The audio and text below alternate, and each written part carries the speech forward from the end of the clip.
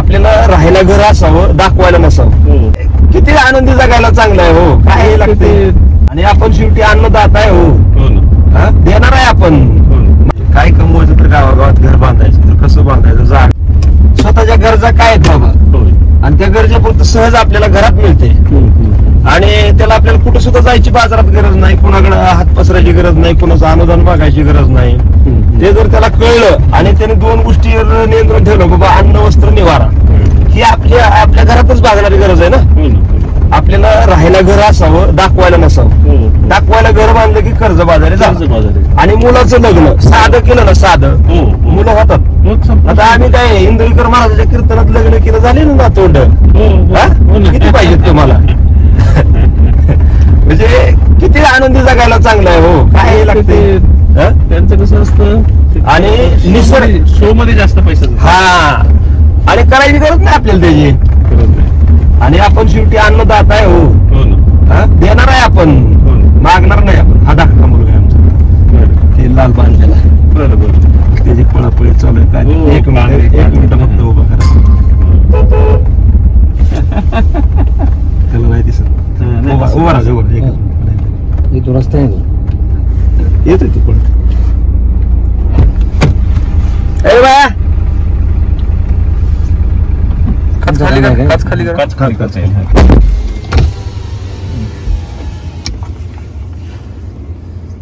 मोना कुठं खाली आहे काय?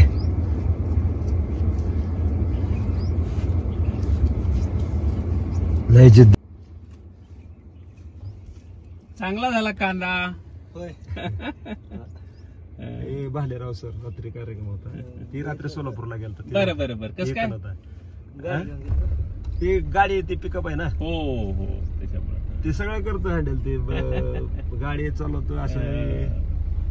चांगला झालाय कांदा. आता भाव यायला पाहिजे, भाव पाडलाय त्यांनी. आता भाव थोडा कमी झाला आता मार्च नाही, आता ही सीझनचं असंच असतंय, थोडं थांबावं लागतं. आणि हा साठवून राहतो कांदा, खराब होत नाही चांगला. आणि वेळेला माल जास्त निघतो साहेब. आता बघा ना एवढ्या रानात किती कांदा. हो, परिपक्व आहे.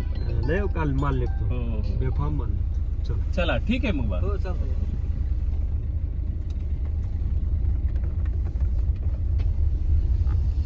मला मी कधी कधी विचार करतो की काय ह्याचं एवढ्या लागवड लागतं की 3-3 तास उठत नाहीत मांडी घालून. म्हणजे काहीतरी पटल्याशिवाय माणूस थांबत नाही ना. ते पाटील साहेब जेव्हा आलते ना तहसीलदार, दोघं नवरा बायको, आता यांना कधी मांडी घालून बसायचा विषय नाही येत ना. आम्ही तिथे भारतीय बैठक ठेवली त्या रूम मध्ये, आम्ही कोणाला खुर्ची देत नाही तिथे. त्यावेळेस तिथं ती असे 3 तास मांडी घालून बसली. मी म्हटलं तिला साहेब तुम्ही पहिल्यांदा बसला आजचं, म्हणलं एवढं कसं काय उठला नाही म्हणलं तुम्ही. तर नाही म्हणलं ते विषयच असा होता की ते उठूच वाटत नव्हतं. तो पूर्ण आता तुमचं राहिलं, शुगर राहिलं, तुमची तपासायची, सांगायचं राहिलं, बोलायचं झालं, आपल्याला दुसराच वेळ पुरला नाही. शुगर नॉर्मल असते नाही, म्हणजे तुम्हाला शुगर विषयी थोडस त्यानं बोलायचं राहिलं ना.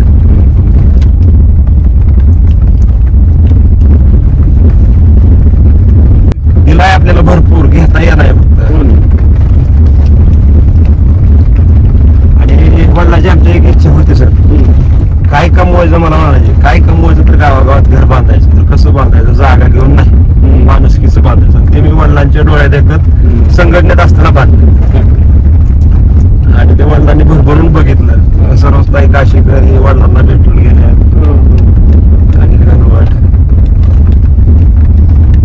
वडील पूर्ण समाधानी होते. 25 वर्ष वडिलांनी का नाही एकाही मुलाला संसाराच्या विषयी काही विचारलं नाही, कुणाला नावं ठेवली नाही, कुणाला काहीच म्हणलं नाही, सगळ्याला सारखं.